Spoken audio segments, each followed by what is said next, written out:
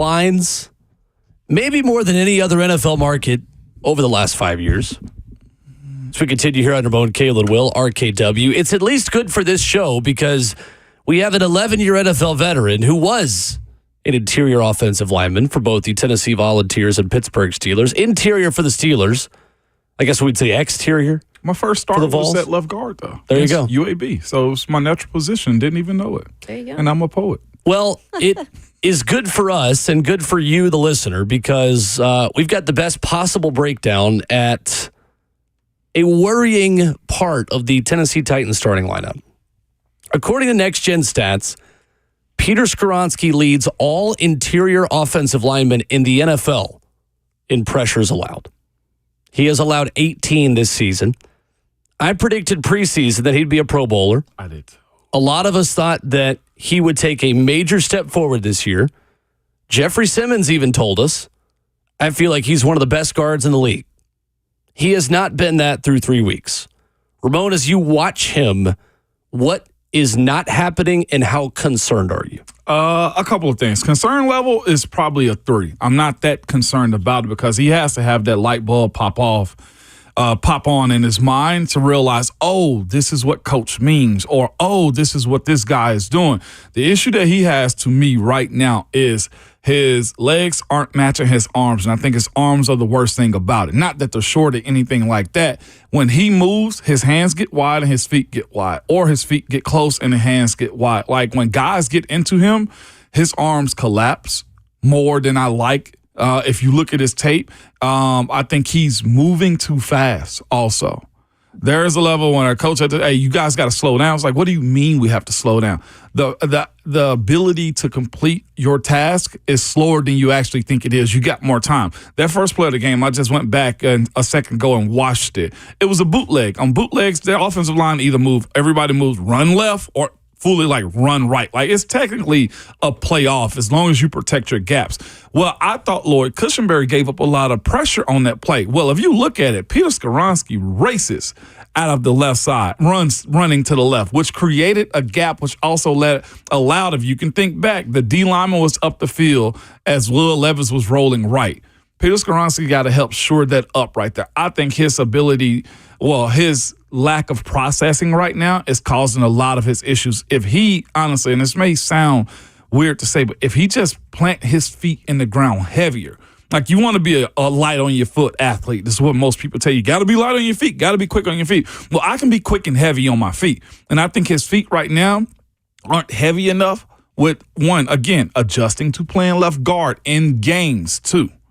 That's the other thing. Like, we can practice it. He can get used to going up against Big Jeff. But if you look at Green Bay's tape, and I think you acknowledged it too, Will, they have been blitzing. Well, they blitzed and sent pressure way more than almost anybody else has. And the good bit of the pressure that they are receiving, the Titans offensive line in that game, came from the left side because Peter shows that it looks like he almost get confused. Not that he's not being taught correctly, but he's seeing, I think, more than what's in front of him. I just looked at a play a second ago, and they blitzed 2 guys up the middle on Peter Skoronski. Well, I'll also say this too. Dylan Radin should have moved left. Lord Cushenberry should have moved left, and also Peter Skoronski. I think he's blocking 2 guys at once, and there's only one there. That's the issue to me. There is still an adjustment to him moving to the interior that I don't think you can get fully in practice. And it will be a moment to where it becomes more reps, and getting a feel on, like I said, being quick but heavy on your feet. He's not there just yet. And when he's not heavy on his feet, he's trying to save himself by using his arms. And his arms get wide, and when dudes lean into him again, they collapse him more than I like right now. So to your point on the Packers, they've actually blitzed the 5th fewest amount in the NFL this year. They have? Yeah. Well, in this game, it looked much like they were sending the house at them. And maybe it was just simply because of the pressure that was being sent to him. Like, I'm looking at a play again, and he had to get up to the second level quick. But Peter's legitimately, I think, moving too fast, if that's the thing for offensive linemen. Is it fixable? Yes. He's just got to realize the timing and, honestly perfecting on playing offensive guard. And I had somebody yesterday, and they weren't, taking a slight at it. They was just like, he can't play guard. And I tell anybody, like, when you move from the outside, which I did, from tackle to guard, there's a mindset the fight comes at you a whole lot quicker, and the dudes are stronger. And they also now have quick guys up the middle, too. So he's figuring it out more than anything this year. If he gets square to the line of scrimmage, he's golden. The moment somebody gets to Peter Skoronski's edge, he gives up, to your point, a whole lot of pressures. Yeah, when we were talking with them in the locker room before the game on that Sunday against Green Bay, they reiterated, so many of them, that they hadn't seen a lot on this defense. And this front was clearly a big part of that caused issues for, I think, almost everybody on the line. I mean, we even talked about Lloyd Cushenberry not having a great game. So it's interesting to see, you said he was surprised at times. There were some things that he felt uncomfortable with, that he hadn't seen before. So I wonder, too, how much that goes into it. And I'm not giving an excuse for Skoronski in that case, but it did seem like a lot of individuals on the line struggled. I know after 2 losses, he also talked about specifically with the techniques of a Bill Callahan type of offensive line. They're still really trying to learn these even 3 games into the season at this point. It's a whole new system, he said. Our protection system is completely new. He said there's a lot of adjusting and learning going on. And he admitted, and again, this was after 2 losses, that they weren't clicking yet at that point. No, they're not. You can see it. Right. And I just wonder, with a Bill Callahan, and there are so many different techniques, Ramon, if, maybe some of those guys have had to switch the ways that they, approach their techniques. And like you were saying, getting a base and everything. I wonder if some of this is relearning from a guy like Callahan, and if that is also a part of how these guys are maybe not coming out of the gates how they need to be. I personally wouldn't push it this far as like them relearning it, because, I mean, according to what we saw last year, they ain't learned a whole much anyway. I think it's honestly a side of them, like, slowing down the process. I'm going to show you guys, and I know where it doesn't give our listeners much, but, like, here's the play you want from him. He's slow to go, if you can see us on YouTube TV, and this is the future right here. He helps clean up for Lloyd Cushenberry. Slow, bow. Mm-hmm. He doesn't do that on his own sets. He will be quick to get to a guy when he's got more time to settle in, because here's the thing. We know he's strong enough. He doesn't realize it yet. And he's in my opinion, he looks rushed, as if he's got to go start the fight. Peter Skoronski may be a sit back and receive type of guy. That was me, to where I'm going to stay squared to the line of scrimmage, and I dare you to go left or right on me. And if you bull rush me, I'm going to sit down on you. He's trying to go start the fight, I feel like, more than anything, and he's putting himself in a bad situation more times than not. And it's showing in the stats that we're getting, and I know he feels like he probably knows that too. Yeah, it's not an issue like this is where having vets or somebody around that can somewhat guide him through that. Now, Bronsko's a dude, but he's also played 4 or 5 different spots himself and never really settled in. You're saying like another guard. Another like vet. Just another veteran from. I mean, because Lloyd Cushenberry is a vet. But he's a center. He's still in his mid-20s. That's why I said more of a guard. That's why I said that. He's a natural center. And again, it's all fixable. And it all comes down to, at some point, it's got to click. It hasn't yet for Peter Skoronski. Right. Because when you are drafted as high as he was drafted at a non-premium position, the standard of what Peter Skoronski is expected to be is very, very high. Yes. It is Quentin Nelson level. In Quentin Nelson's second season, in 2019, he allowed 0 sacks. Peter Skoronski already this year has allowed 2 sacks. That is one example. Then you look at 2019 Falcons first-round pick Chris Lindstrom, selected out of Boston College at number 14 overall. In his second season, Lindstrom gave up 4 sacks after not allowing any sacks and limited reps in year 1 and no sacks in year 3. And that is where, Ramon, you have been consistent that offensive linemen make a major jump, the biggest jump, from year 2 to year 3. So at this point, at what point does the chemistry and cohesion conversation no longer relevant for Peter Skoronski? At what point does he have to step up and just say, all right, you have no more excuses anymore. Figure it out. When does that? 4, I'll be honest with you. Year 4? Yeah. Ooh. See, that's too long for me. But see, for the number 11 overall pick. And see, that's the thing right there. That's where we have to also realize Detroit didn't jump out like this either.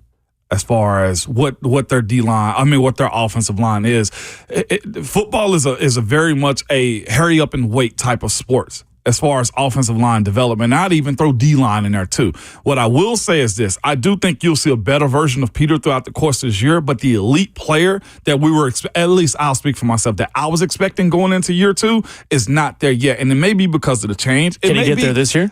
Can he get there? He can be better this year. I don't know if it's going to be elite level at this point because he's playing in a style right now as far as trying to figure out the technique, Kayla, trying to figure out if he can still play guard and trying to figure out what it's going to take to win. I don't know if he understands what consistently is his good go-to set. I don't think he understands how fast he's moving and screwing over his center and tackle on how he plays. Somebody has to get to him and say, bro, you got to slow down. And I know I've said that 4 times already.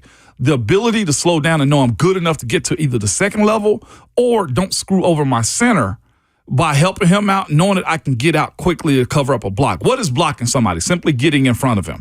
I think at this point he's almost being too technical to where you just got to fight and win. Is there too much thinking going on? You can see it in his play. Okay. If you know, and I hate to say it like this, but if you know what offensive line play look like, you can see he's just trying to get a win. And sometimes it's not just that. Sometimes the fight got to come to you some days. And I think it's a little bit of Coach Bill's Callahan technique because most of these guys get their hands on you quick. And I don't think that's for everybody. I think some dudes are absorbers to where I dare you to run through me is my mindset. And some dudes do have to start the fight. Like I think Dylan Radins is actually doing good with starting the fight, if you ask me. When it comes to also Peter Skoronski, playing next to a rookie who's really been great the last 2 games after struggling maybe a little bit.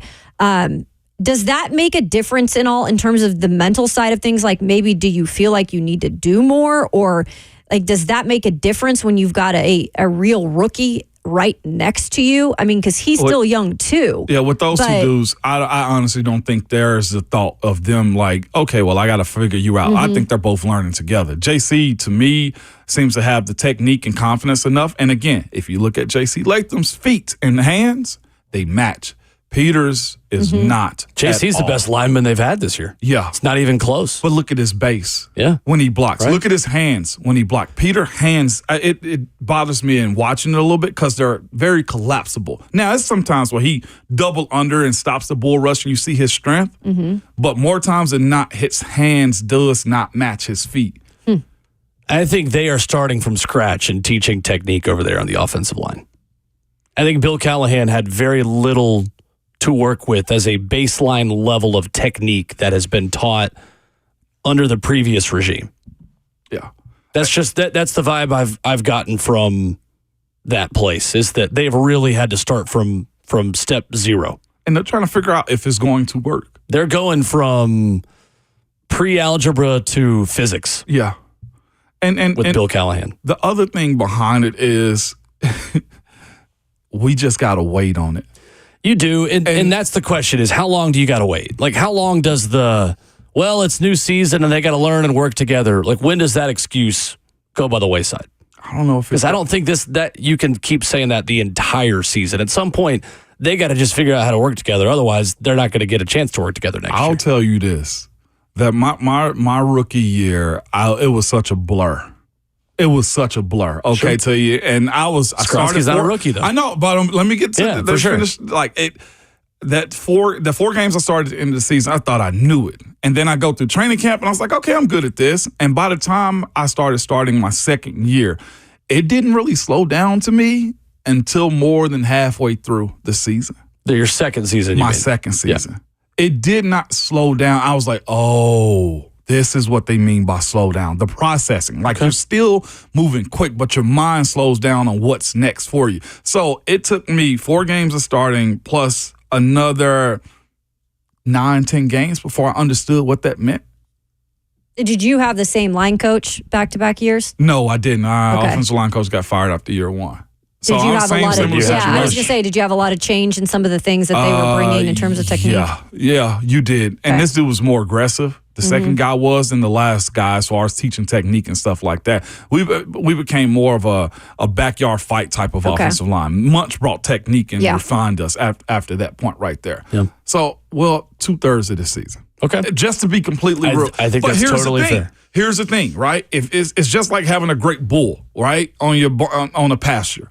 You got one that services everything as far as it goes. And when you got one that you know, that's the one that I can count on offspring's gonna be amazing. You keep them forever. And I hate to say it in those terms, but once he becomes a big time starter, you will have him for 5-6 years. It's a matter of getting good offensive linemen to that point.